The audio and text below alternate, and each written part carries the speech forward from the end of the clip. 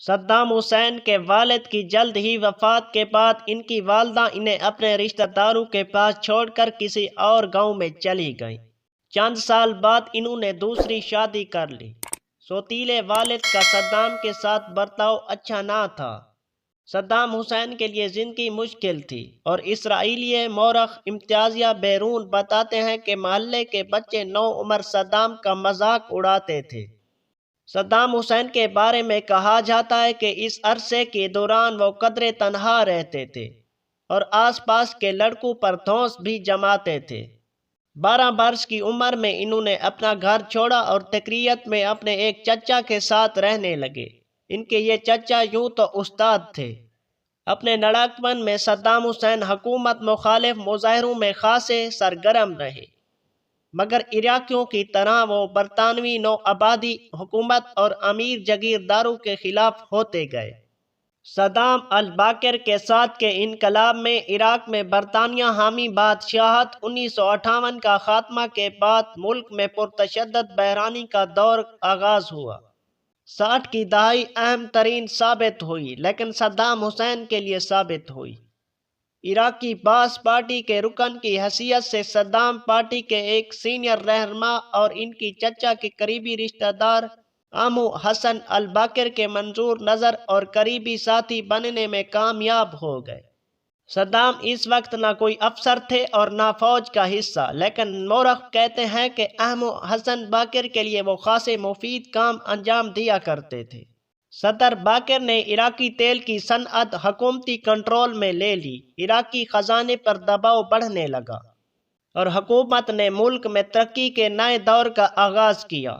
دیہاتوں میں بجلی پہنچنے لگی، سڑکیں اور اسکول بننے لگے، لیکن صدام حسین کے سیاسی عزائم بڑھنے لگے اور سن 1979 میں انہوں نے اپنے محسن عمو الباقر سے زبردستی استعفیٰ دلوا دیا اور خود صدر بن گئے۔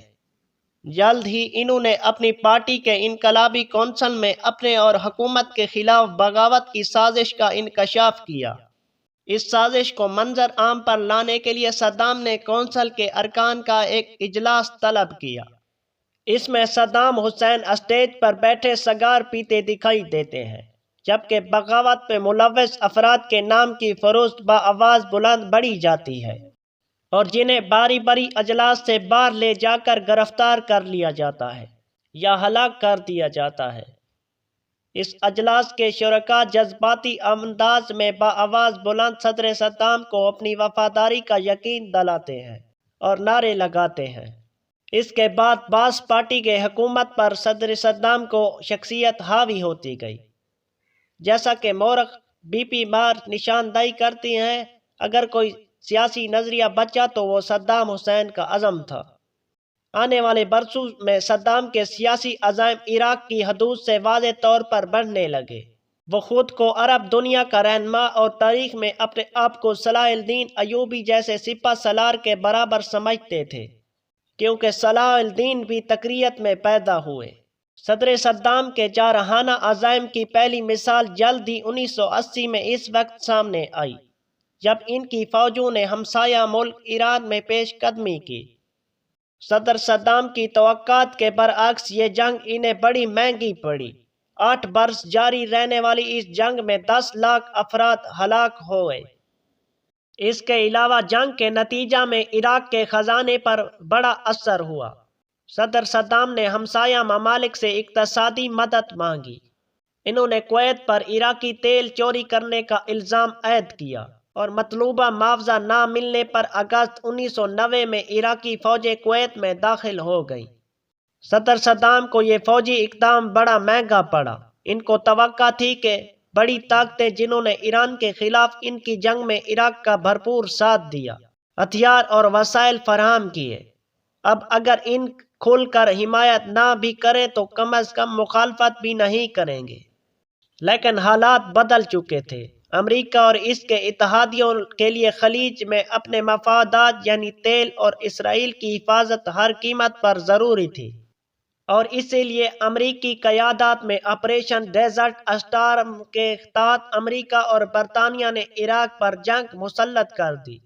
ستمبر کے واقعے کے بعد امریکہ مسلسل اس بات پر یارہ مصر رہا کہ عراق کے پاس وسیع تباہی کے ہتھیار ہیں، اور 45 منٹ میں برطانیہ کا کہنا تھا کہ ان ہتھیاروں کو صرف قابل استعمال بنایا جا سکتا ہے۔ اس کے علاوہ عراق پر جوہری ہتھیار بنانے اور حاصل کرنے کا الزام بھی لگا۔ اس 2003 میں امریکہ نے دوبارہ حملہ کر لیے عراق پر فروری دیا، لیکن عراق پر امریکی حملے اور قبضے کے بعد سے اب تک ان میں سے کوئی بھی الزام ثابت نہیں ہو سکا۔ عراق امریکی اور برطانوی گٹھ جوڑ میں شامل ملکوں کو اگرچہ اقوام متحدہ اور سلامتی کونسل کی حمایت حاصل نہیں تھی، اور اقوام متحدہ کے معائنہ کاروں نے امریکی برطانوی گٹھ جوڑ سے کیے جانے والے دعووں کی تائید بھی نہیں کی تھی، تاہم اس گٹھ جوڑ سے حملہ کر دیا گیا۔ اپریل میں سقوط بغداد کے بعد صدر صدام حسین روپوش ہو گئے۔